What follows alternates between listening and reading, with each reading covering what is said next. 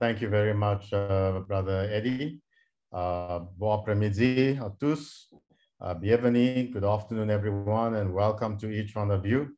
We are glad that you have joined us once again for the third week in a row for our Family Ministries program focused on our married couples. We have been blessed thus far, and we will continue to be blessed. I would, in a very special way, like to welcome Pastor and Dr. Daniel Jenner. He is the president of the Reunion Conference, recently appointed. I believe it was late last year. And Pastor Jenner also serves as Family Ministries Director, as well as the Ministerial Secretary of the Reunion Conference. He's married to one wife, praise the Lord for that. And her name is Marilyn. I hope I'm pronouncing it right, Pastor Jenner. Marilyn. And you have 3 kids so far, and they are Marine, Rachel, and Delan. We are very glad, Pastor Jenner, that you are with us today. And we are looking forward to what the Lord is going to share with us through your ministry and through your presentation. So we want you to feel welcome. Thank you for accepting the invitation. Again, welcome to each and every one. And we now would like to hand over back to our coordinating team before you will speak. Thank you once again. Thank you, Pastor Baksen, for these welcoming words to our Pastor Daniel. Et sans autre, maintenant, je voudrais laisser la parole au Pasteur Daniel. Sens-toi libre de parler français ou créole ou un mélange, aussi longtemps que tu te fais comprendre et on comprend bien, Sans autre, je te laisse la parole. Merci beaucoup. Merci. Thank you, Brother Baksen, for your welcoming words. C'est la première fois que le diocèse m'invite pour partager un moment dans ce genre de rencontre, et je suis heureux de pouvoir servir aussi ma terre natale de cette manière-là. Alors, bonjour aussi à tout Bandiboun qui finit connecté. J'espère que de temps en temps, je pourrai placer une petite parole, une expression aussi dans notre langue nationale pour pouvoir rendre cela un peu plus détendu et agréable. Mais par habitude, je m'exprime en français par rapport à mon texte et autres, mais nous essayerons de trouver un bon équilibre. Merci Eddie aussi pour cet accueil. Nicole, ça fait plaisir de voir tous ces visages connus. Christian, je t'ai aperçu aussi, même si tu te caches derrière ton avatar, je ne sais pas où tu étais. Bon, en tout cas, c'est une bonne chose. Alors, je vais passer peut-être rapidement, bientôt à ma présentation. La résilience, je veux m'inscrire dans le droit fil de ce que mes collègues, des prédécesseurs ont dit sur ces 3 dernières semaines par rapport aux défis que le couple peut rencontrer, des défis auxquels chacun est confronté. Nous partons de 2 principes comme de mise en garde ici, 2 précautions que je veux quand même poser. Aucun couple n'est parfait, mais tous les couples sont perfectibles. Aucun couple n'est parfait, mais tous les couples sont perfectibles. Dans le sens qu'aucun couple ne peut se poser comme modèle en bombant le torse, en faisant croire qu'on est les meilleurs, les parfaits. Et deuxièmement, je voudrais dire aussi que toute ressemblance à une situation connue, célèbre ou anonyme ne serait que pure coïncidence. Si jamais j'évoque un cas qui peut-être ressemblerait au vôtre ou à celui d'un proche, je ne peux même pas deviner l'intimité des uns et des autres, mais la vie est ainsi faite. Nous sommes tous frères d'humanité et d'un continent à l'autre, nos situations parfois se ressemblent, même si chaque être humain est unique et même si, surtout, chaque couple est unique. L'un des problèmes que nous avons par rapport à la résilience, c'est justement la tendance que nous avons à glisser vers la comparaison. entre l'un et l'autre. Parfois, les parents font cela pour les enfants, parfois, on fait cela entre enfants, de fratrie. Et après, quand on passe à l'âge adulte aussi, les comparaisons viennent et cela peut être amusant par moment, mais peut être bloquant aussi lorsque on veut faire comme. Et certaines personnes ont presque une sorte d'inhibition lorsqu'elles estiment ne pas arriver à faire comme les autres pour changer de situation, pour résoudre un problème, et que ce soit face au conflit dans le couple, face peut-être aux problèmes de communication. C'est vrai que l'être humain fonctionne beaucoup par mimétisme. Nous apprenons à parler par mimétisme. Ça peut être oral et même dans la gestuelle. Et après, les parents corrigent, les enseignants corrigent, les animateurs d'école du sabbat corrigent, les animateurs JA corrigent. Mais nous faisons souvent de la comparaison à partir de nos observations. Mais on nous a appris aussi que le premier signe de l'intelligence, c'est l'observation. Nous apprenons par observation, en regardant autour de nous. Tout ne s'apprend pas dans les écoles. Ma mère disait toujours, c'est dans Caro-Kann qu'elle a appris la vie, qu'elle a regardé, observé le comportement des gens.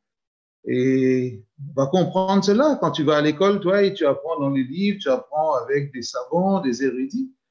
Mais la vie nous montre aussi qu'il y a une forme d'humilité devant laquelle il faut se placer pour apprendre, écouter, comprendre et aussi appliquer. Passons maintenant à la présentation du sujet. Where is my book? Partager. Non, il faut aller sur la fenêtre. Donnez-moi 2 secondes. Je prends en cours cette affaire-là. Je crois que mon écran est visible. Dites-moi que mon écran est visible. C'est bon. OK, très bien. Voilà, la résilience dans le couple. En somme, derrière ce sujet, il y a ce sous-titre, faire de nos revers, de nos échecs, une force. Comment, lorsque nous sommes au creux de la vague, au fond du trou, lorsque nous avons connu un échec, une défaite, une déception, parfois mineure, parfois sévère, comment s'en sortir? Comment se relever? Je veux poser un petit peu ce verset biblique qui nous dit que le cœur est important. Garde ton cœur plus que toute autre chose, car de lui viennent les sources de la vie. Et Jésus lui-même va rappeler que c'est de l'abondance du cœur que la bouche parle. Avant d'utiliser le verbe parler, nous pourrions aussi utiliser le verbe penser. Parce que représente la parole si ce n'est le prolongement de la pensée? À cause de nos pensées, de notre mode de pensée, dans notre relation conjugale, dans notre contexte conjugal, nous pourrions nous retrouver dans des situations parfois complexes, desquelles nous pouvons sortir, parfois d'autres qui sont compliquées, progressivement compliquées.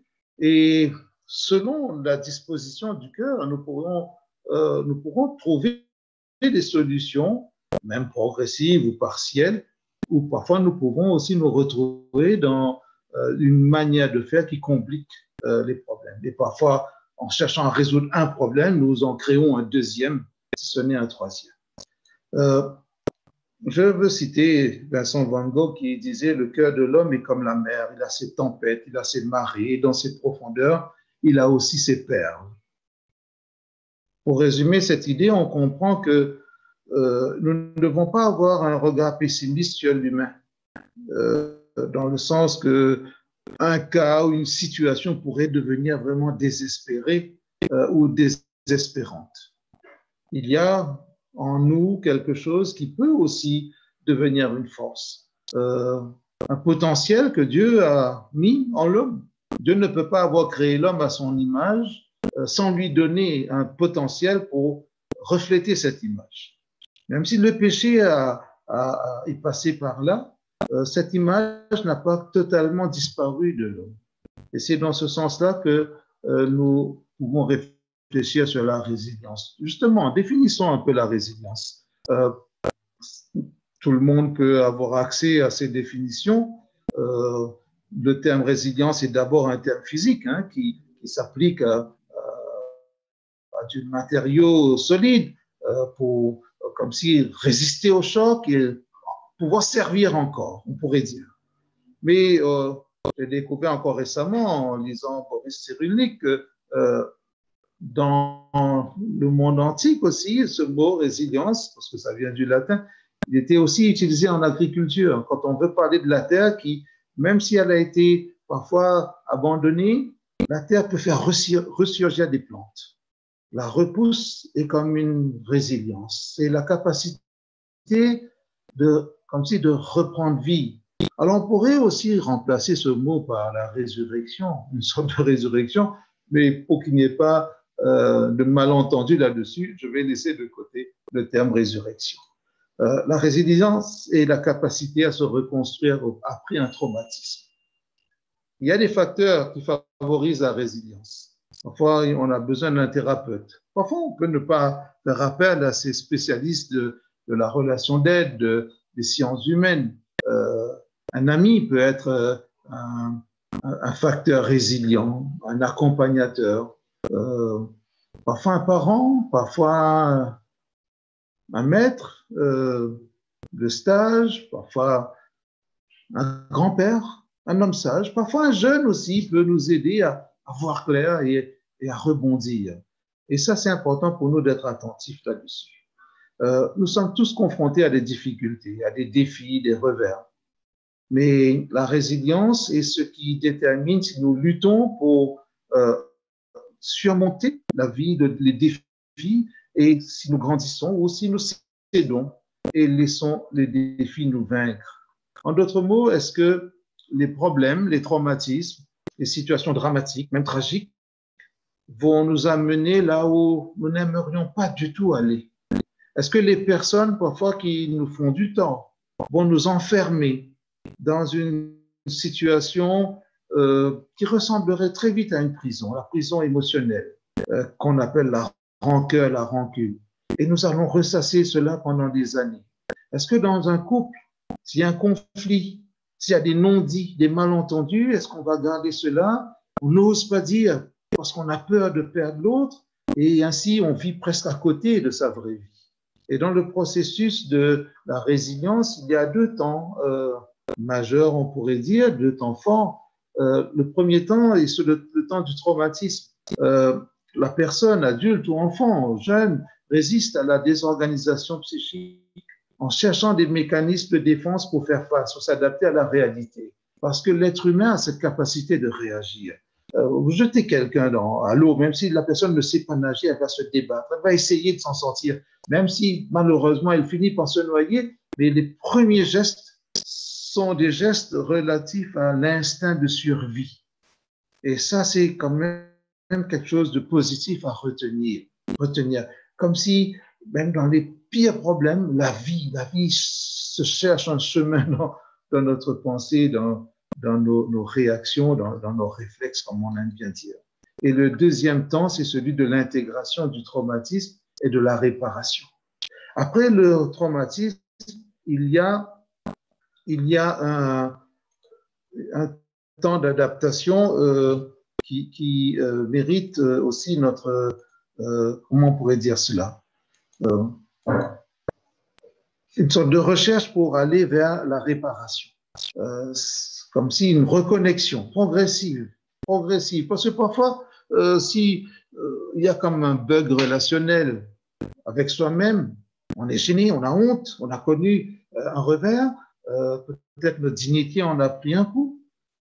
Parfois, ça peut être dans le foyer, parfois à l'intérieur du foyer, parfois de l'extérieur du foyer. Il y a eu comme une agression, parfois sociale, parfois le commentaire des uns, la prise de position des proches parents, ça peut être ses propres parents ou la belle famille. J'exagère quand je dis cela, peut-être personne n'a de problème avec sa belle-mère ou son beau-père, mais avec les autres aussi parce qu'il faut se reconstruire. On pose un petit peu le doigt sur le drame, on circonscrit le problème et on met des mots, M-O-T-S, sur nos mots, M-A-U-X, pour donner du sens à la blessure. En langage familier, on dit on appelle un chat un chat. Ne pas faire semblant que c'est autre chose que la chose elle-même. Verbaliser, il y a des gens parfois qui écrivent sur une feuille de papier leur ressenti. Et parce qu'il y a une volonté de trouver une solution. Et ce processus de résidence se met en place justement quand la personne dit « je veux chercher une solution » ou « j'entrevois une solution ». C'est un tunnel, ce n'est pas un mur. Le tunnel peut être long, mais tout tunnel a sa sortie. Et à partir de là, je veux me mettre en chemin. Et c'est important pour nous. Et puis, j'ai mis 2 temps forts, mais en somme, j'avais ajouté un 3e temps, c'est la mise en pratique. Je teste ce que je crois devenir progressivement une solution.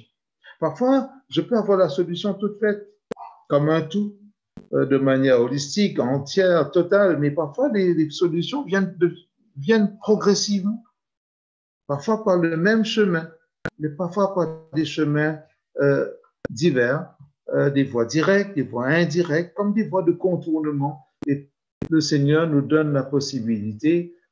Certains vont dire la vie nous donne des possibilités, d'autres vont appeler cela la chance, il y en a même qui vont dire c'est leur karma, etc. Mais dans mon contexte et dans le contexte qui nous rassemble, nous comprenons que le Seigneur veille aussi sur le devenir de ses enfants. Donc, le dialogue.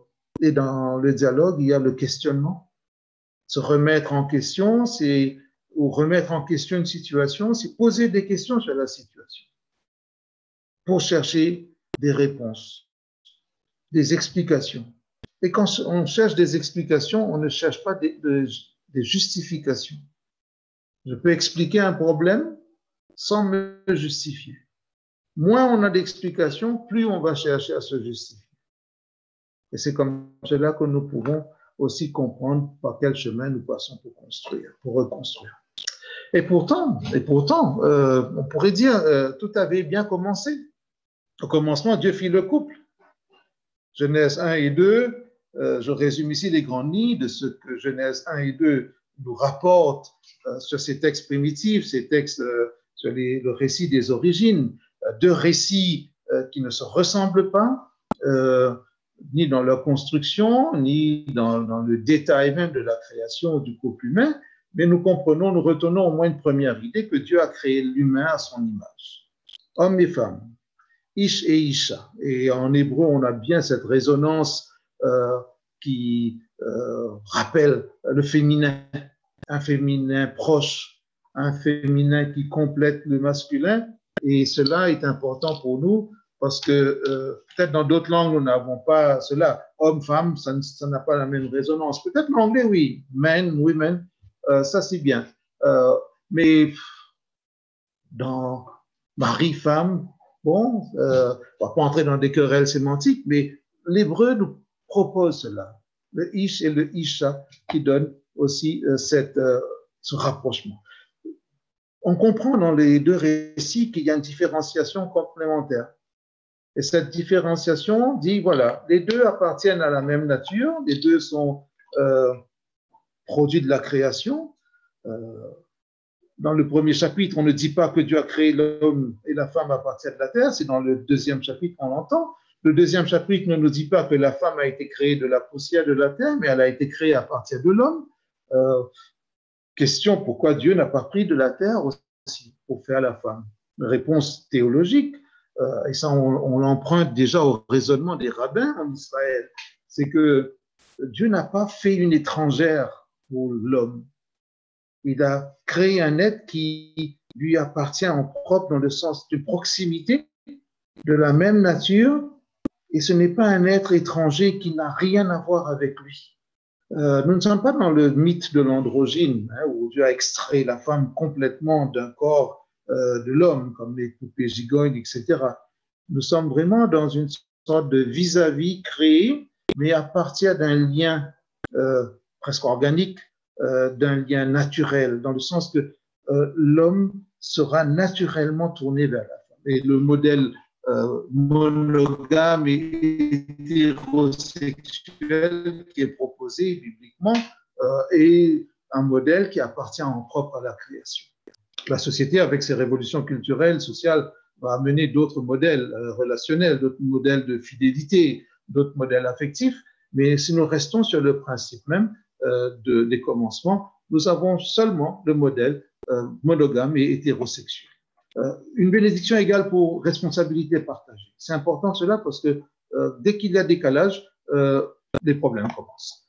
Nous avons peut-être intérêt à bien comprendre cela. L'homme va s'exclamer, voici celle-ci et os de mes os, chair de ma chair. C'est formidable. Il confirme qu'il y a ce lien organique, ce lien biologique. Il confirme c'est plus que, on n'a même pas besoin de parler de parité, comme si on s'appartient mutuellement. C'est beau, c'est romantique, c'est poétique, ça ferait rougir à tous les poètes de l'histoire littéraire. Et puis, on entend cette proclamation divine, l'homme quittera son père et sa mère, l'homme s'attachera à sa femme. On pourrait sous-entendre que la femme s'attachera aussi à son mari et les deux deviendront une seule chair. Alors, que veut dire cela? Il y a trois éléments qui parlent de cet attachement. Trois verbes importants. Quitter, s'attacher, devenir. Quitter père et mère. Je pense que dans les rencontres précédentes, par rapport à la communication ou par rapport à la gestion des conflits, on comprend que s'il y a des intermédiaires, parfois les conflits ne sont pas résolus. Ou parfois, si le couple se parle et qu'il y a la voix de la mère, de la belle-mère, du père, du beau-père ou d'un beau-frère, d'une belle-sœur, surtout les belles-sœurs, cela peut poser problème. Quitter père et mère, c'est-à-dire se détacher. Et le deuxième verbe dans ce verset, Genèse 2, 24, c'est s'attacher.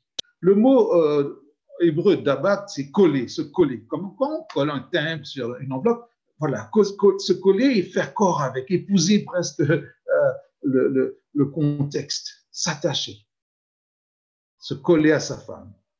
Pas devenir un pot de colle, je veux dire, mais se coller à sa femme et s'attacher, entrer dans cette relation. Et l'intimité se place aussi, devenir une seule chair. Maintenant, devenir une seule chair, on peut comprendre cela à deux niveaux. C'est-à-dire, ils entrent dans une intimité mutuelle, réciproque, et qu'on pourrait appeler l'unité. Mais on garde quand même deux individus. Le couple n'est pas parfait lorsque, quand on pose la question à l'un, que penses-tu, allez Jacques, que penses-tu de telle situation? Ben attendez, je vais demander à ma femme. C'est pas ça, devenir une seule chair. Tu as encore ton cerveau, c'est-à-dire fais fonctionner ton cerveau.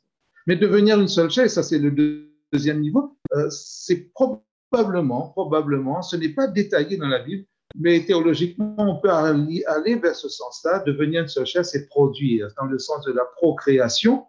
Les deux ensemble vont donner naissance à un enfant, et tout enfant, il y a 100% l'enfant du père et 100% de l'enfant de la mère. Devenir une seule chair. Voilà le projet primitif. Au point de départ, attaché à la création, quitter, s'attacher, devenir. L'homme est toujours en devenir. Et les choses vont peut-être prendre une autre tournure quand dans le péché va arriver, Genèse chapitre 3, expulsion.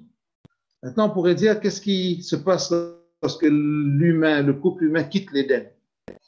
Première chose, qu'est-ce qu'ils emportent dans leur bagage? Première chose, on observe certainement, ils emporteront comme une sorte de nostalgie d'un paradis perdu. Et nous vivons tous, et l'humanité a hérité de cette nostalgie. Nous rêvons tous et nous pensons tous comme ça, inconsciemment. C'est dans l'inconscient collectif, cette nostalgie d'un paradis perdu, l'Éden. Mais l'homme, en quittant l'Éden, a aussi emporté dans ses bagages la honte, un sentiment de gêne, un mal-être, on pourrait dire. Aussi la peur de l'autre. La première peur qui s'exprime, non pas devant un animal qui paraîtrait aujourd'hui, ou qui fait peur aujourd'hui, un serpent, mais la peur de la voix de Dieu. La peur. Une émotion majeure dans la liste des émotions, mais l'homme quitte l'Éden avec cela dans ses bagages. Ensuite, il y aura une distanciation spirituelle. Et parce que la voix de Dieu ne rapproche pas, mais éloigne. La culpabilité face à la faute. Gêne, honte. À la question, qu'as-tu fait? As-tu pris? As-tu mangé? Ben, il y a cela qui entre aussi dans l'esprit. La culpabilisation de l'autre, l'accusation. Ce n'est pas moi, c'est l'autre. Et quand nous parlons de gestion de conflit, nous voyons que souvent ces choses-là entrent en ligne de compte. En partant de soi, on ne dirait jamais qu'on a tort. On pense toujours que c'est l'autre qui a tort. Et c'est le accusateur qui entre en ligne de compte. La distanciation relationnelle. Vous vous souvenez, os de mes os, chair de ma chair, et subitement dans Genèse 3, c'est la femme que tu as mise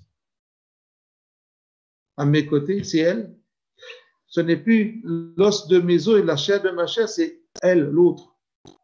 Et dans ce que nous avons compris aussi par rapport à cette distanciation relationnelle, vous avez remarqué dans les couples, quand il y a des problèmes, on ne s'appelle même plus par son prénom. Il y a des gens, au début, quand ils viennent de se marier, ben, ils ont tous les petits noms, tous les petits noms gâtés. Gâté, gâte, honey, sweetheart, sweetie, my hubby et tout. Et plus on avance, état. C'est comme ça qu'on appelle l'autre. Parfois, on oublie même le prénom de l'autre. Tu es capable de venir, un coûte. Distanciation relationnelle. Distanciation. Parfois, il y a des gens qui disent, Madame, quand monsieur veut, telle chose. Mais chérie, tout ça, ça disparaît. Bon, ça revient peut-être le samedi soir si quelqu'un a perdu un match ou bien quelqu'un a gagné un match. Je ne sais pas comment fêter ça. Là, les petits mots doux reviennent. Chérie, ou bien s'il a bien mangé, il a le ventre bien rempli, là, quand il rentre, il retrouve ce petit nom. Gâte, t'as pas envie de dormir? Mais seulement nous avons emporté de l'Éden cette distanciation relationnelle. Et regardez comment un riz, une étincelle peut couper la relation. Tu as déjà boudé à soir, tu n'as pas même envie de faire la prière, tu as déjà dit sans te cantique tout seul. Viens, on va faire la leçon d'école Shabbat. Non, on ne va pas aller. Au moins de finir faire. Tu as fini faire, mais tu n'as pas aller prier des fois, non. Bon Dieu, des attentes la prière, à 6 heures. Une dormi? Non, moi, besoin de mettre dans ma machine. Mais machine, tu l'y fais. Non, mais l'autre machine, qui nous a des machines? Oui, il y a une deuxième dans le garage, tu ne pas connaître. Parfois, on pousse le bouchon un peu loin pour éviter, et on peut fonctionner dans l'évitement. Il y a aussi à emporter de l'Éden la sexualité difficile, complexe, compliquée parfois. Avez-vous remarqué que parfois la sexualité, non, je reformule, le sexe devient l'objet de chantage, comme si c'était une récompense. Dieu a créé l'homme mâle et il est dit dans les anciennes versions femelle. Alors soyons un peu plus nobles, masculin, féminin, hommes et femmes. Et cette réciprocité doit se voir aussi dans la complicité sexuelle, mais en sortant de l'Éden, tes désirs se porteront vers lui, mais il va dominer sur toi. Il va dominer sur toi. Dieu avait déjà prononcé que la femme allait devenir un objet de recherche, de satisfaction, et ça crée plein de problèmes. Parfois, il y a des femmes qui vont dire à leur mari, tu ne penses qu'à ça. Pas besoin de penser, madame, donc un fauteuil de balle. Mais parfois, ça devient un sujet de discorde. Et il y a peut-être de la disette dans certains foyers parce que on ne parle pas de ces choses-là. On pense que non, il est trop mauvais.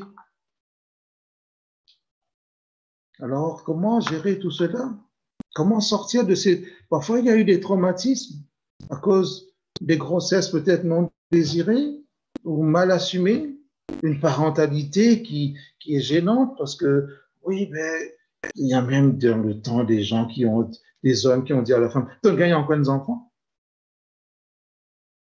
Comme si cette femme avait bien écouté Jean-Jacques Goldman, elle a fait un bébé toute seule. Hein? Et sexualité difficile, complexe, compliquée. Après, nous vivons dans l'ère pornographique. Et depuis l'Éden, cette idée de domination s'est transformée, je ne dirais pas c'est raffiné, mais c'est composé de telle manière à ce que on ne sait plus si on parle de besoin ou d'envie.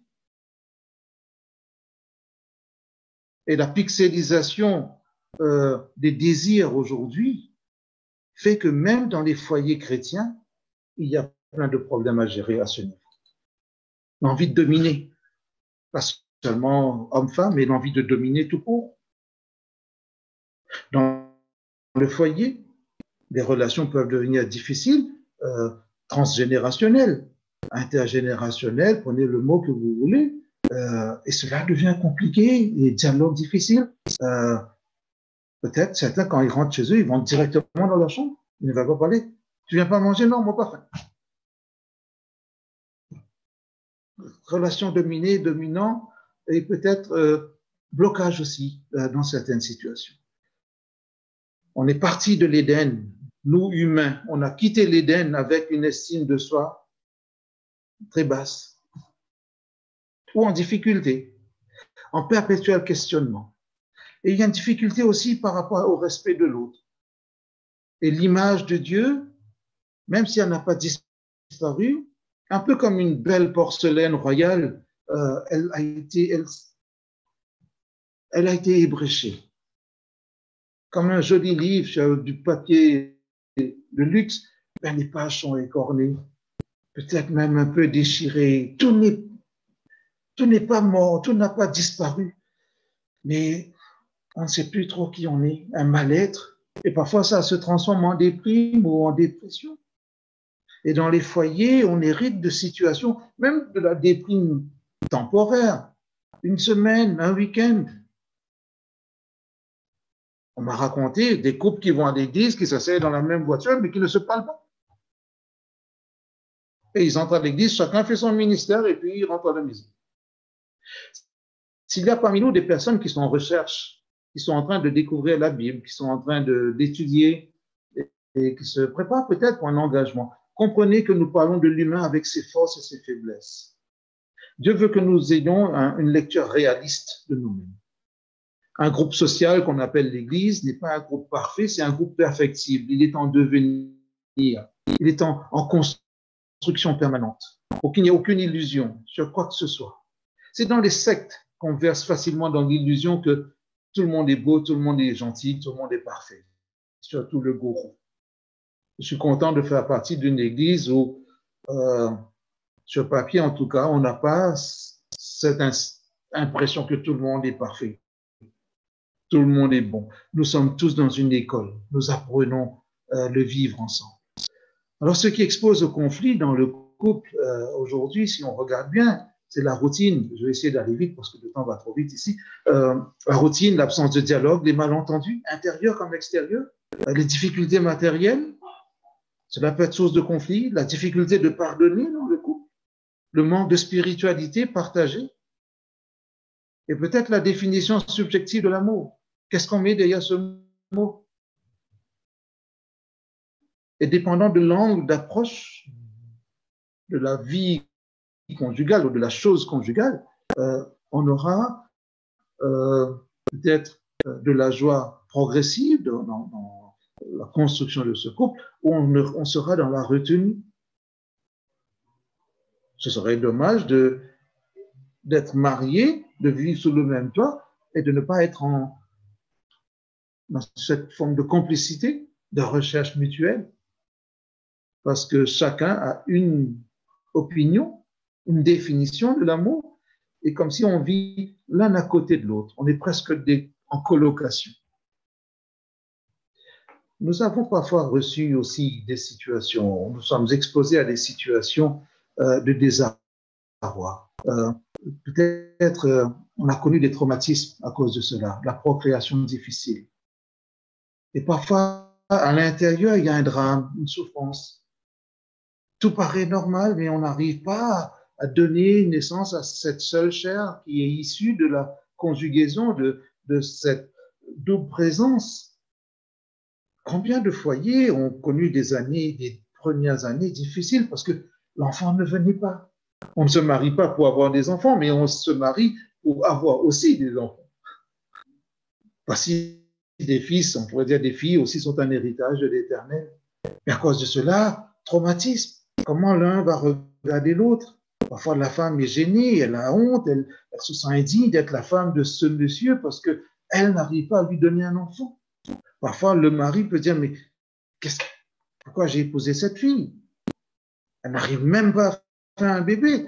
Et pourtant, regardez les autres. Et là, la comparaison commence. Traumatisme intérieur, volcan, tempête, cyclone. Et puis, si de l'extérieur aussi vient cette agression, les parents, les beaux-parents, les comparaisons, soit des frères, des belles, parfois même de ceux qu'on appelle les meilleurs amis. Tu vas au travail et ça fait 5 ans que ton mari te paie des enfants qui te parlaient, tu n'es pas content aux enfants, mais tu ne sais pas combien de larmes cette personne verse chez elle. Son traumatisme à elle, comment elle n'est peut-être pas encore sortie de ce tunnel. Et le couple en lui-même vit quelque chose dans la vie. Il y a des gens qui ont quitté il y a des hommes qui ont quitté le foyer parce que la femme ne pouvait pas avoir un enfant. Il y a des gens qui sont allés faire des enfants ailleurs parce que ça ne marchait pas à la maison. Traumatisme, le désarroi. La perte d'un enfant peut aussi être dramatique. Je dis bien que toute situation ressemblante n'est que pure coïncidence, mais peut-être que vous avez vécu un drame, de près ou de loin. À 3 mois, tu fais un test de grossesse, tu annonces avec un sourire, je suis enceinte. 3 mois, une semaine après, perte. Mais parfois, certains ont perdu à 3 mois, 6 mois. Et c'est dramatique, douloureux. Je vois encore ce couple à qui j'ai rendu visite, terriblement dévasté. Je crois au 6e mois. Tout s'arrête. Qu'est-ce que tu vas dire? Surtout, il ne faut pas dire, mais c'est la volonté de Dieu. Ne dis pas ces choses-là. Pourtant, la personne a prié tous ces mois pour attendre l'événement, l'heureux événement. Laissez parler, laissez le Seigneur. Ce que j'ai trouvé à dire à ce couple-là, écoutez, vous êtes encore en vie, vivant. Si le Seigneur vous donne encore la vie, peut-être qu'il vous donnera l'occasion de faire encore un enfant. Ils ont eu un enfant après. Mais il a fallu peut-être 6 ans pour sortir de ce traumatisme. C'est un désarroi total. Des difficultés professionnelles. Cela aussi peut être source de désarroi. Les relations avec la belle famille. Parfois, ça peut être les beaux-parents. Parfois, ça peut être avec une belle-sœur, un beau-frère. Il y a quelqu'un qui vous empoisonne la vie. Peut-être certains n'ont pas aimé quand vous avez fait le choix de ce partenaire ou de cette partenaire. Ça te fait là qui t'a envie de marier, ou ce garçon-là, il n'y a pas de bon garçon, ça. Tu connais les petits contents étaient là-bas. Qui te fait pour retourner après. Et on fait toutes sortes de schémas, toutes sortes de fictions, et on pourrit la tête de l'autre. Et le couple, quand il se retrouve à l'intérieur de sa maison, une fois que le couple a fermé la porte sur l'extérieur, ah bon? Et puis des questions qui viennent ou des doutes, des suspicions. Beaucoup de choses qui peuvent parfois rester traumatisantes. Parfois le décalage culturel, intellectuel ou spirituel peut amener aussi un couple à vivre certains désordres. Et c'est lourd à porter. Parfois c'est dans des couples mixtes, parfois c'est dans des couples où les deux fréquentent la même communauté de foi, mais ils n'ont pas le même élan.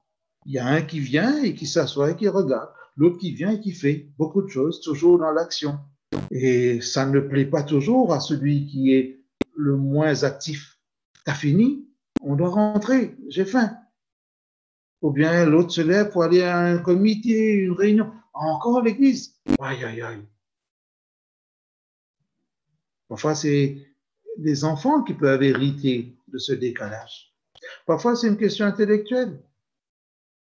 On n'a pas les mêmes idées, les mêmes goûts, la même culture générale, la même culture soit littéraire, scientifique ou tout ce que vous voulez. Parfois, on ne lit pas la Bible de la même manière ou avec la même intensité, sur la même durée. Cela peut être source de désarroi, de problèmes. Peut-être certains ressentent comme, je sais pas moi, la gorge est sèche et puis ça fait douter, ça suscite parfois des tristesses inutiles probablement, mais tristesse réelle quand même. Peut-être l'absence d'amour. Parfois, nous avons été maladroits en oubliant de continuer à aimer.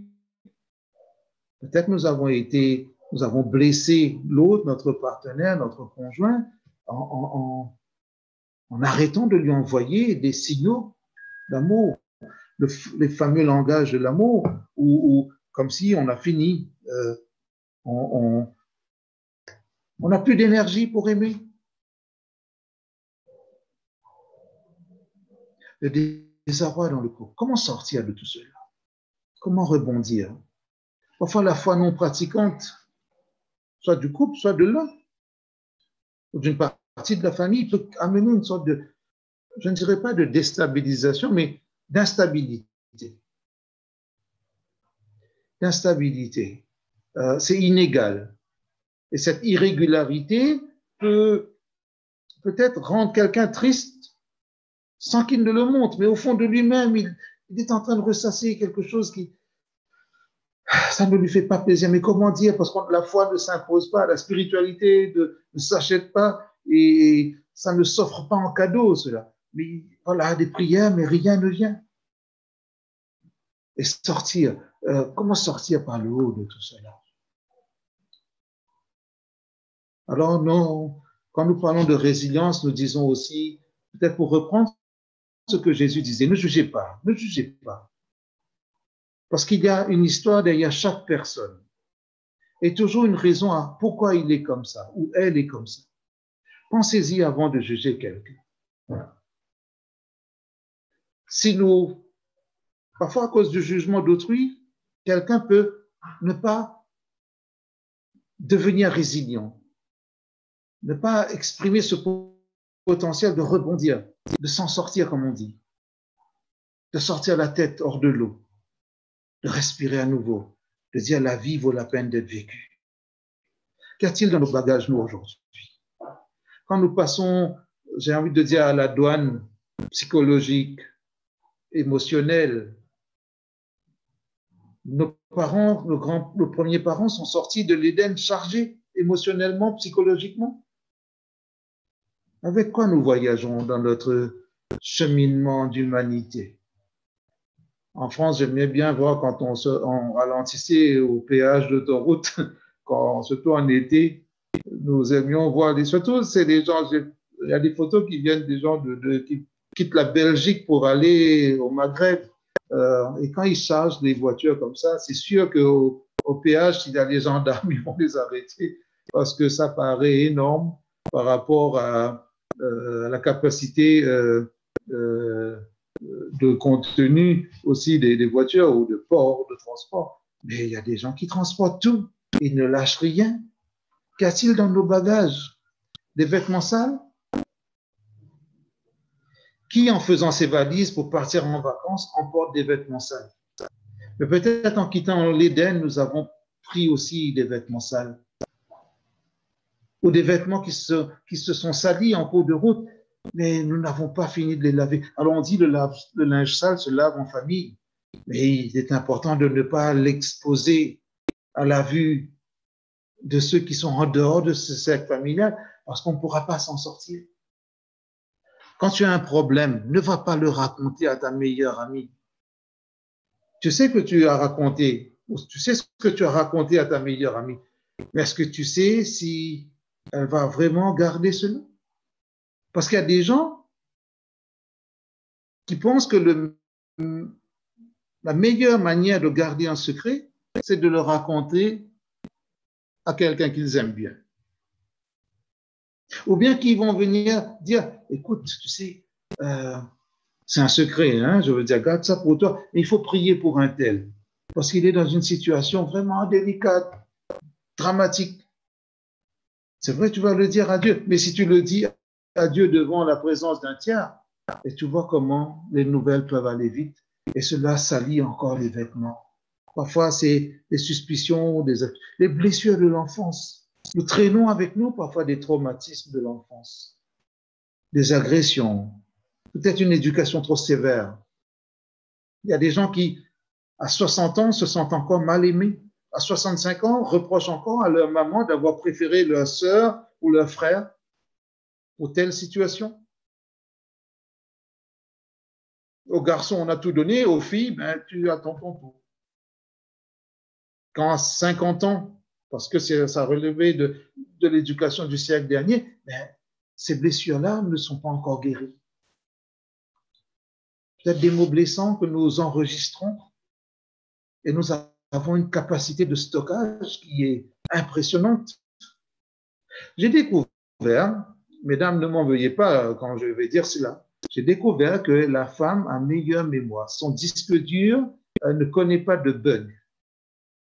14 ans après, une femme peut te rappeler exactement ce qui s'est passé en l'an 0, pour parler de ces 14 ans. Les hommes, au bout de 7 ans, ils ont oublié. 7 ans, qu'est-ce que je dis? C'est 7 mois ou 7 semaines. Parce que nous ne gérons pas l'émotionnel dans la durée. Nous sommes plus dans le réactif.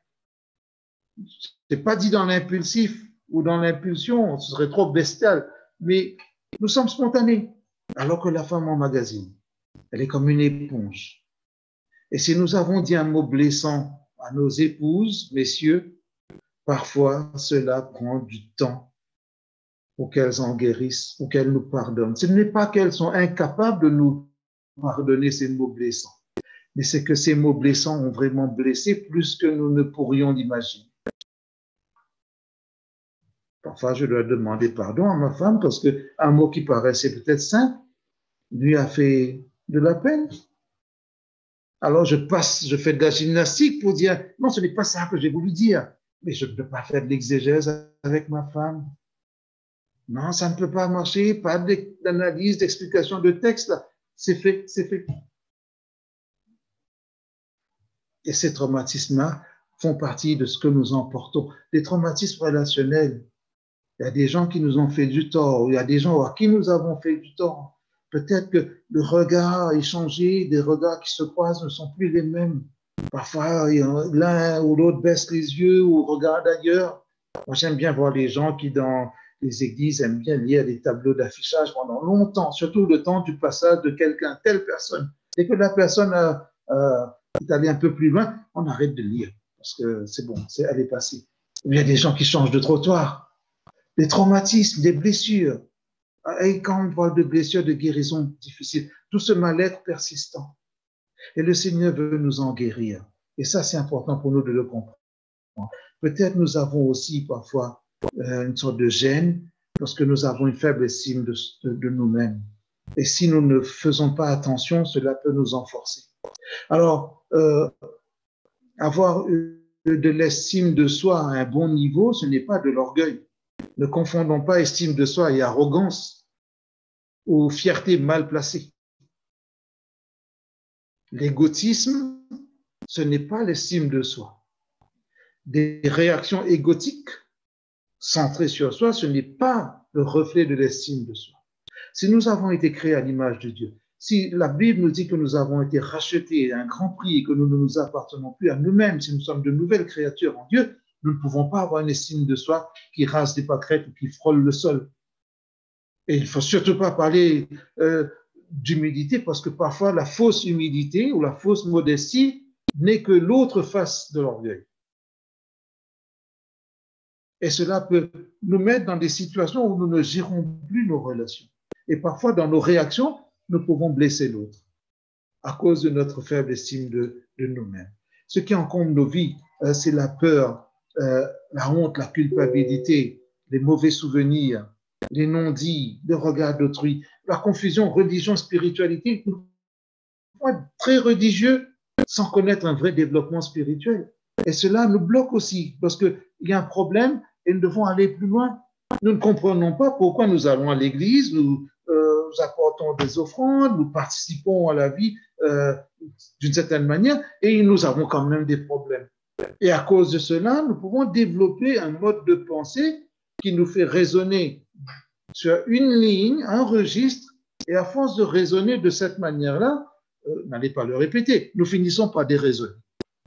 Et parce que nous déraisonnons, dans nos réactions, dans le couple, dans le foyer, nous devenons maladroits, gauches, blessants, agressifs, irascibles, et nous ne savons plus nous comporter parce qu'il y a quelques confusions dans nos esprits.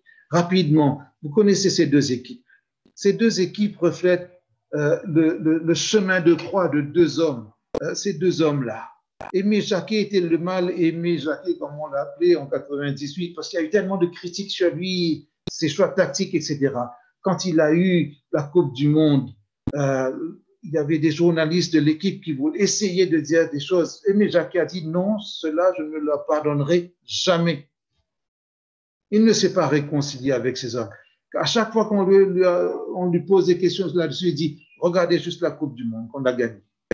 Didier Deschamps était capitaine de cette équipe. Il est sorti blessé aussi de cette époque-là, parce qu'il était le capitaine. Et je ne me souviens pas qu'il ait marqué un seul but pendant la Coupe du Monde. Seulement quand il a brandi cette coupe au nom de la nation, tout le monde s'est rallié autour de lui. Et lui-même, il a connu sa propre guérison. Il a fait son chemin. Aujourd'hui, c'est un coach qui a une écoute. C'est pas la même personnalité qu'Aimé Jacquet, mais quand ils ont gagné la coupe en 2018, Didier Deschamps montrait un visage où il montrait aussi de la prudence, de la réserve vis-à-vis des journalistes. Il se méfie aussi des journalistes comme de la peste. Mais on voit comment il a beaucoup appris d'Aimé Jacquet. Et sa manière à lui de sortir de certains traumatismes sportifs, on va dire, ou dans le lien avec la presse, montre qu'il y a une capacité de rebondir. Et j'apprends aussi de ces hommes-là. Regardez quand certaines stars sont dans le désarroi, quand, comme Novak Djokovic, quand ils doivent casser leur raquette, mettre en pièces, parce que qu'est-ce qui a pris un coup? Leur ego. Mais nous leur ressemblons tellement, avec moins d'argent peut-être, et avec moins de célébrité. Mais combien de fois certains ont voulu tout casser dans la maison? Combien de fois? Parfois on ne casse rien, mais on blesse les cœurs. Et nous avons tous appelé des coupables là-dessus. Parce que nous sommes peut-être traumatisés à cause de notre ego, nous n'avons pas su trouver notre chemin. Vous vous souvenez du coup de boule de Zidane en 2006? Avec ma famille, nous étions à Strasbourg où on attendait, on avait déjà préparé le drapeau pour descendre sur la place publique pour dire on va fêter cette deuxième étoile. Et puis vient le coup de boule, ensemble c'était un coup de tonnerre dans un ciel bleu. Cela est devenu célèbre. Devant le centre Georges Pompidou à Paris, on a même fait grandeur nature une sculpture pour rappeler cela. Parce que toute la nation a été traumatisée aussi par ce coup de boule de Zidane. C'est vrai, il a dit, il s'est justifié en disant qu'il a insulté sa mère, Materazzi, etc. Mais d'accord. Pour ceux qui ont joué en club, même moi chez les vétérans, mais le langage, il est sale, il est provoquant. Même après 35 ans, que ce soit en junior, en senior ou en professionnel ou en amateur, c'est le même comportement dans les vestiaires ou sur le terrain. La provocation pure et dure. Parce qu'il faut impressionner l'autre pour le bloquer encore. Parce que tout le monde veut éviter un carton jaune. Mais c'était la honte pour nous tous quand ce jour-là, Zidane a dû sortir. Il a marqué un penalty. On n'était pas loin de gagner cette Coupe du Monde. Et puis voilà, parce qu'il pense que lui, il peut régler son problème de cette manière-là, il a fait perdre une deuxième étoile. Ses camarades en ont voulu pour cela. Même Didier Deschamps, on a déjà parlé. Parce que ça ne se fait pas. Mais on va dire, oui, mais il était sous pression. Alors, tu es sous pression et tu as le brassard de capitaine. Seulement, à sa manière, il a demandé pardon à toute la nation. Il l'a fait à la télévision nationale. Et puis, il a su s'en sortir. Il a préparé son diplôme d'entraîneur. Et quand il soulève des coupes, même la Champions League, au Real Madrid, on oublie ce coup de boule. On oublie cela. Moi, je vais vous avouer que je n'ai toujours pas pardonné à Zidane. Mais bon, ça c'est encore autre chose. Ces hommes-là, vous les connaissez. Frédéric Declercq, Nelson Mandela. Vous croyez que avant de se tenir la main comme cela, c'est juste passé comme ça, là, en un claquement de doigts? Ils ont dû prendre sur eux-mêmes. Peut-être Mandela, à l'époque où il était en prison, il était favorable au début pour qu'on prenne les armes aussi. Il n'était pas contre, il ne s'est jamais opposé à la lutte armée à cause de la sévérité du régime apartheid. Mais Frédéric Declercq, pour qu'il fasse l'ouverture, parce que son bon sens politique, mais peut-être un bon sens moral aussi, lui a dit, il faut sortir de là par le haut. Quand ils ont reçu tous les deux le prix Nobel de la paix, le monde entier les a acclamés. Quel chemin! 27 ans en prison. En 1993 ou 1994, la présidence, et cet homme a marqué l'histoire. La commission de réconciliation nationale, comment ils ont fait pour s'en sortir? Pour ne pas rester dans l'antagonisme. C'est vrai que leurs héritiers ont un petit peu abîmé tout cela, ou si on prend des cas comme Mugabe, c'est terrible ces choses-là. Mais quand je regarde ces deux hommes, j'ai envie de leur dire chapeau, comment vous avez fait? Et vous ne parlez jamais de Dieu dans vos discours. La résilience, la capacité de rebondir. Voyez cette femme-là, Hillary Clinton. On dit que parmi les femmes dans le monde politique, c'est celle qui a montré la plus grande force résiliente. Alors quelqu'un va me dire, oui, mais il y avait au bout comme enjeu le titre, en tout cas la fonction la plus célèbre du monde, présidence des États-Unis d'Amérique. On va avaler toutes les couleuvres, toutes les saletés, on met sa dignité de côté. Pourquoi cette femme est restée avec cet homme, même quand elle n'était plus secrétaire d'État, même quand elle n'était plus candidate à la présidence, même quand elle n'était plus sénatrice de New York? Qu'est-ce qu'il y a chez eux? Vous allez me dire de l'argent, de la célébrité? Fort possible. Regardez-les quand même. Si on extrait l'élément positif, on va dire qu'il y a quelque chose de formidable qu'on appelle la résilience. Au Rwanda, des gens ont été blessés, mutilés. J'en ai rencontré personnellement quand je suis allé en 2016. Mais c'est tellement, comment dire, positif et interpellant quand nous voyons des gens qui étaient de ces deux anciennes tribus, Hutu et Tutsi, qui s'asseyent à la même table et disent, parce qu'on a changé la constitution, aujourd'hui il n'y a plus de Hutu, il n'y a plus de Tutsi, il n'y a que des Rwandais. Le président Paul Kagame a fait un travail et la résilience est allée tellement loin qu'ils ont dit, pour montrer encore qu'on va changer de culture, là, le pays passe maintenant à l'anglophonie. Les manuels scolaires, quand j'ai vu des enfants, j'ai vu que le manuel était en anglais, ça m'a ramené à l'enfance, à Maurice, et je me dis, quel changement!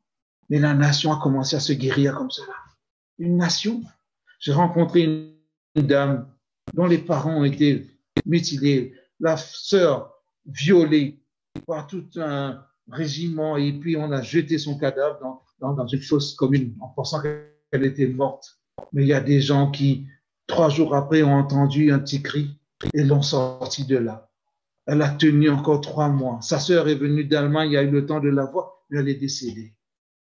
Mais cette dame, un jour, elle a voulu me voir. Quand on était là-bas, elle m'a dit, pasteur, voilà, pendant les conférences, j'ai entendu Jésus me parler. J'ai décidé de donner mon cœur à Jésus. Et c'est pas pour ça que je vous ai appelé. Je veux, voyez les terrains que l'on a là autour de la maison, je veux donner cela à l'Église adventiste parce que j'aimerais, mais à une condition, une double condition, que vous y construisiez une école de formation professionnelle et une église. À part ça, vous faites ce que vous voulez. Si vous voulez planter des arbres, ça c'est autre chose. Résilience, capacité de rebondir. J'ai rencontré une autre dame qui, elle, était femme de pasteur. On a assassiné son mari et son fils. Un jour, en allant au marché, elle a vu le jeune homme qui avait tué son fils et son mari. Elle l'a suivi, presque poursuivi. L'autre courait aussi. À un moment, il était coincé, il ne pouvait pas. Et la dame vient et lui dit, voilà, je te cherche depuis des semaines, des mois. Pourquoi? Mais voilà, tu m'as pris mon fils et mon mari, mais surtout mon fils. Mais quand je te regarde, tu as l'âge de mon fils. Voilà, je veux faire quelque chose. Je veux t'adopter comme mon fils. Avec la commission et tout, bon, il a été emprisonné. Elle a visité ce garçon. Elle lui a apporté à manger tous les jours. Ce garçon a compris ce que ça veut dire l'amour, la réconciliation. Il a accepté le baptême. Traumatisme indescriptible, indéfinissable, et pourtant capacité de rebondir, de s'en sortir. Les gens victimes des tsunamis, des catastrophes, comment ils ont fait? Nous avons connu, nous grandissons dans des contextes de cyclones et nous subissons des traumatismes. Il y a des maisons, peut-être qu'il y a de moins en moins des maisons qui s'écroulent comme cela. Tout le monde est dans des maisons solides. Mais qu'est-ce que cela veut dire? Combien de populations ont commencé à déblayer le lendemain en disant nous allons reconstruire. Tant qu'il y a la vie, il y a un effort à faire. Nous apprenons les uns des autres. Alors, comment repartir? Comment rebondir? On dit que le plus long des voyages commence toujours par un premier pas. Si tu veux partir en vacances, si tu veux faire un long voyage, si tu ne sors pas de ta maison, tu peux avoir ton billet, connaître le nom de la compagnie qui va t'emmener, même le modèle de l'appareil sur lequel tu es censé voler, connaître même le numéro de téléphone de l'hôtel où tu es censé dormir à ton arrivée dans le pays étranger. Si tu ne mets pas ce premier pas, tu pourras toujours rêver de tes vacances, mais tu ne les vivras pas. Vérifiez ce qu'on emporte comme bagage dans notre vie. Peut-être qu'il y a des choses qu'il faut jeter. La nostalgie de cet Éden perdu. Peut-être nous vivons encore dans une sorte de nostalgie. Et nous sommes tous un peu comme ça. Nous sommes rêveurs parfois, poètes. Nous nous souvenons de cette adolescente qui nous avait fascinés dans notre rue parce que c'était l'amour de notre vie à l'époque. Ou de l'adolescent aussi. Ce jeune homme, cette jeune fille. Et puis on rêve. Ah, si seulement. Et on fait toutes sortes d'équations. À un moment, il faut tourner la page. Il faut tourner la page, sinon nous allons vivre des vies déguisées. Savons-nous où nous voulons aller avec notre foyer?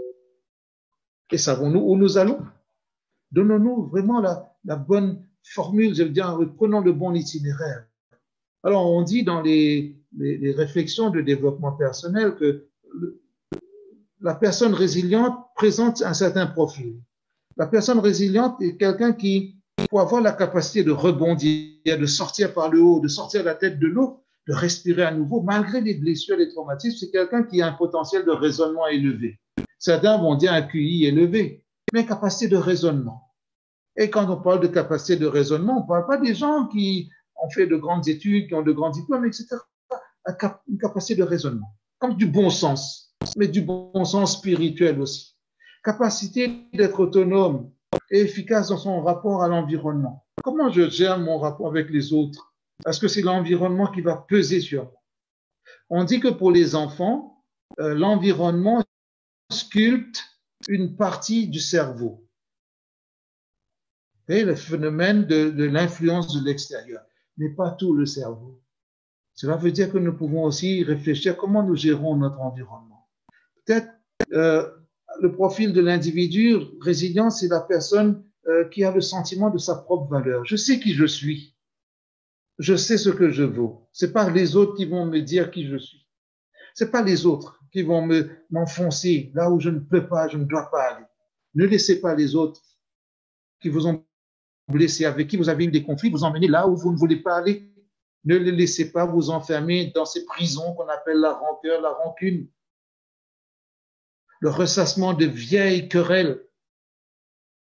Si, à force de patauger dans la boue, nous allons rester sales, nous n'allons pas laver ce linge qui a besoin d'être lavé. Peut-être des capacités d'adaptation relationnelle et d'empathie.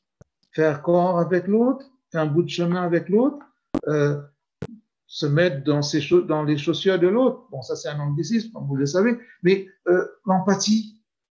Alors, se mettre à la place de l'autre, ce n'est pas remplacer l'autre, c'est essayer de voir les choses comme si par-dessus son épaule. Qu'est-ce qu'il voit? Pourquoi il dit ça? Pourquoi il me dit quelque chose qui peut-être me paraît fort, dur, mais est-ce que c'est mauvais? Est-ce que c'est méchant? Est-ce que c'est son langage? Peut-être nous avons la même langue, mais nous ne parlons pas le même langage. Il y a des gens qui sont blessants. À Maurice, par exemple, si tu prends le contexte mauricien et tu compares au contexte français, tu débarques à l'aéroport, quelqu'un va te dire « Ah là, t'as grossi », par exemple. Mais tu débarques en France, personne ne va te dire ça. « Ah, tu as grossi ». Les gens vont te dire « Bonjour, comment tu vas », etc. Après, on va parler d'autre chose. Et puis, mais le Mauricien, il se dit « Ça, c'est normal, je suis franc ». Mais être franc, ce n'est pas… parfois, ça peut être blessant. Alors, quelqu'un aime bien donner des conseils. Oui, il faut dire aux autres, surtout aux plus jeunes. Mais attends, écoute. Laisse-lui te dire son problème. D'abord, peut-être, après, tu pourras lui donner un conseil. Si tu te donnes un conseil non demandé, tu risques de créer un deuxième problème et cela n'aide pas l'autre à sortir la tête hors de l'eau. Peut-être être résilient, c'est être capable d'anticiper, de planifier. Sans être un fin stratège, on n'a pas besoin de faire polytechnique ou l'ENA pour cela. Peut-être un peu d'humour aussi. Alors, l'humour ne passe pas toujours. Parce que quelqu'un veut dire, tu prends ça à la rigolade, moi je te parle de mon problème. L'humour peut être bien parfois. Parfois, l'humour passe pour de l'ironie, du sarcasme. Parfois, tu peux faire un peu d'humour pour détendre l'atmosphère. On peut dire, tu es sarcastique. Donc, voilà, il faut remettre l'ouvrage sur le métier, repasser au filtre et dire, bon, voilà, nous avons la même langue, mais nous ne parlons pas le même langage. Et ça, c'est un problème. Ce que la résilience n'est pas, je termine bientôt. La résilience, ce n'est pas de la résignation. Parce que la résignation, ça pourrait être l'abandon. La résignation, c'est subir. Du genre, il vaut mieux avoir un mauvais mari que de ne pas avoir de mari du tout. Il bat-toi grand matin, tantôt, bon, avant, tantôt, il a midi aussi. Parfois, c'est lui de manger la case. Mais s'il lui donne un petit coup midi, c'est comme ça qu'il est content, moi. Et puis, quand même, papa, bonnes enfants, là, ça. S'il y a allé, mon maman, pour te et moi, il vous dit, pas une God te marie. La résilience, ce n'est pas de la résiliation. Si vous êtes en train de souffrir, appelez au secours. Si votre conjoint ne vous entend pas, appelez au secours. Sans mettre sur Facebook, sur tous les réseaux. Ne racontez pas votre vie sur tous les écrans qui existent. Mais dites à quelqu'un de solide, de sage, vous avez des responsables de la famille qui peuvent vous conseiller. Peut-être pas tout vous dire, mais vous donner au moins une piste. Priez avec vous. C'est une manière aussi de soulager. Ce n'est pas la fuite, la compromission, ce n'est pas le reniement de soi, ni la déliquescence. Tu ne dois pas te fondre jusqu'à disparaître. La résilience, ce n'est pas la trahison de l'autre ou de soi-même. Et surtout, ce n'est pas faire semblant, la résilience. Alors, il y a un cycle comme cela, bon, je passe dessus parce que c'est trop long. Il y a des personnages dans la Bible qui ont montré la capacité de résilience, d'autres moins.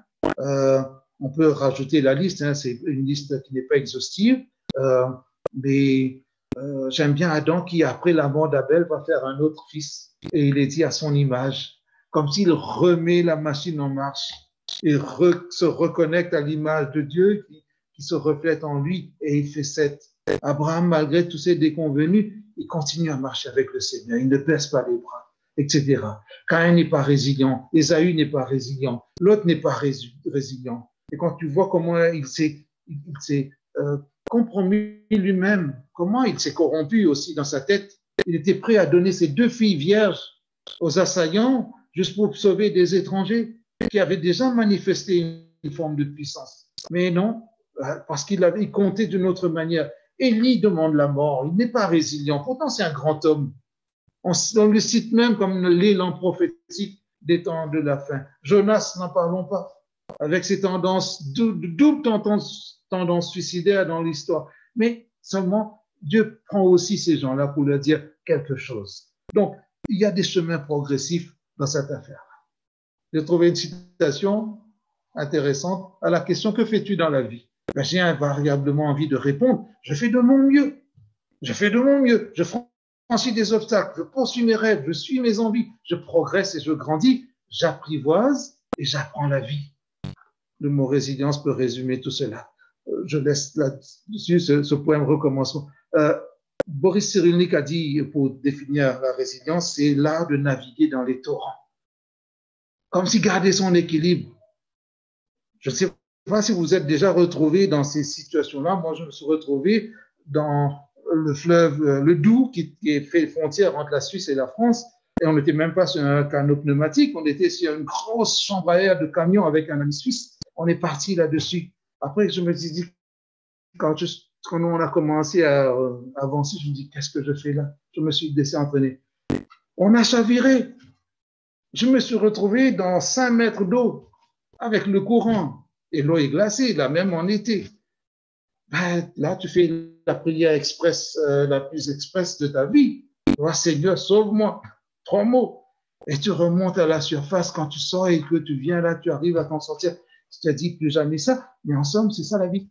C'est ça la vie parfois. Savoir naviguer dans les torrents quand tout n'est pas en ligne droite. Winston Churchill a dit, si tu traverses l'enfer, continue à avancer. La résilience, c'est Elisabeth Edwards, c'est une sénatrice, en tout cas l'épouse d'un sénateur. Elle a été trompée par son mari, qui était même candidat à la présidentielle. Et puis, ce qui était particulier dans son histoire, elle a connu un cancer. Elle est morte en 2010. Et donc, elle a écrit au moins 2 livres pour parler un petit peu de la résilience, cette capacité de sortir par le haut. Et regardez ce qu'elle dit.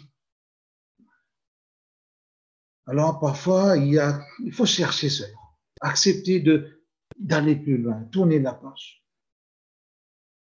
Je prends la dernière citation de Robert Kennedy, qui longtemps a été frère de quelqu'un.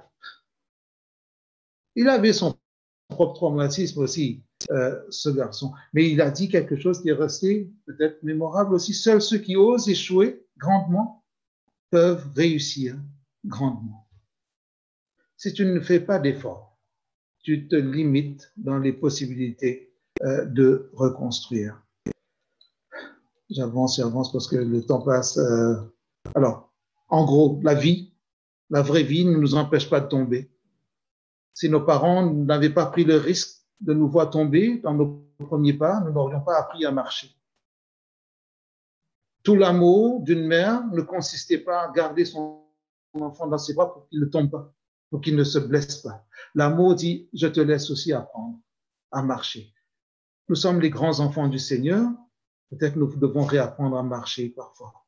Il faut revoir notre liste de priorités, qui nous entoure, qui sont autour de nous. Est-ce que des gens nous rendent service par rapport à certains de leurs conseils ou de leurs remarques? S'il faut mettre de l'ordre dans tout cela, c'est comme vider notre garage des encombrants, des choses, des vieilleries que nous aimons garder. Les hommes aiment bien garder des vieilles planches, de vieux outils. Les dames disent, mais pourquoi tu gardes ça? Ça fait 10 ans que c'est là. Oui, mais ça peut servir. À un moment, il faut courageusement dire, bon, là, je jette. Peut-être qu'il y a des choses dans notre vie dont il faut se débarrasser. Le Seigneur peut nous aider à faire cela.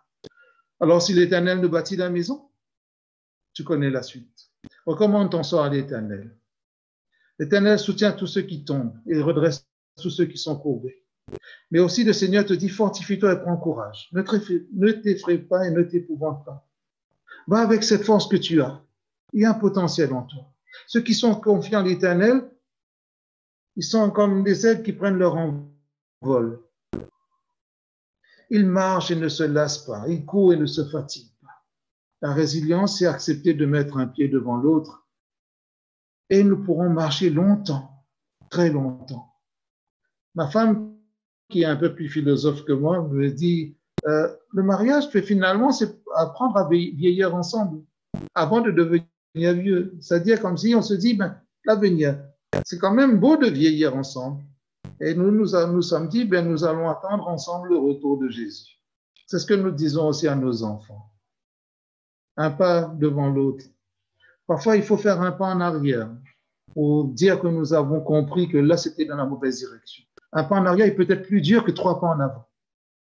mais cela nous permet quand même de sortir la tête, de respirer et de retrouver la possibilité d'aller de l'avant. Un arbre est tombé, on en plante un autre. Parfois, on peut redresser, parfois, il faut planter un autre. Mais le Seigneur nous dit, crois qu'il y a quelque chose de positif que tu peux reconstruire.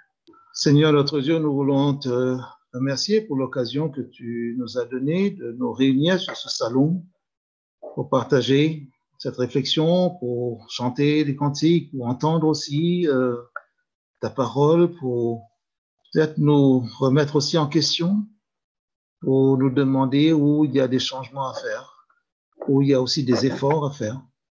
Tu sais, toi, ce qui mérite une visite particulière de ta part dans nos vies, dans nos foyers, dans nos maisons, dans nos relations, dans nos attitudes, dans nos comportements. Nous te remercions parce que la bonne nouvelle est parvenue jusqu'à nous et nous comprenons que cette bonne nouvelle est aussi une force résiliente. Nous comprenons que le pardon, la réconciliation que tu as opéré en Jésus, par Jésus, l'adoption, l'acte d'adoption, tout cela devient aussi force résiliente. Nous te remercions parce que l'espérance de la vie éternelle, l'espérance dans l'attente du retour de Jésus devient aussi une force résiliente pour les hommes, les femmes, les jeunes gens, les jeunes filles, peut-être les papis, les mamies, tous nos grands-parents qui sont là aussi, qui vivent dans l'espérance et qui donnent ce témoignage de regarder plus loin que la réalité. Merci parce que la foi, ce n'est pas la négation de la réalité, mais son dépassement. Et merci parce que tu t'es engagé à être avec tes enfants. Fais du bien à chacun de nous. Fais du bien à la Fédération de Maurice.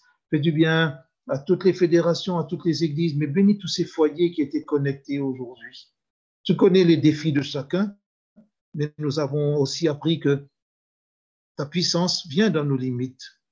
Ta puissance vient à la rencontre de nos faiblesses et que tu réponds réellement aux besoins que nous te présentons. Que ton nom soit béni. Fais du bien aux organisateurs de ces moments, aux responsables de famille, au président de la fédération, à toute son équipe, à tous les pasteurs, tous les anciens dans les églises, tous les responsables de famille aussi, tous ces parents, tous ces couples, tous ceux qui sont en recherche aussi de ta face. Que ta grâce repose sur chacun. Merci, merci parce que l'œuvre que tu as commencée en nous, c'est toi-même qui l'achèveras. Je t'ai prié pour la gloire de ton Saint-Nom, au nom de notre Seigneur Jésus. Amen.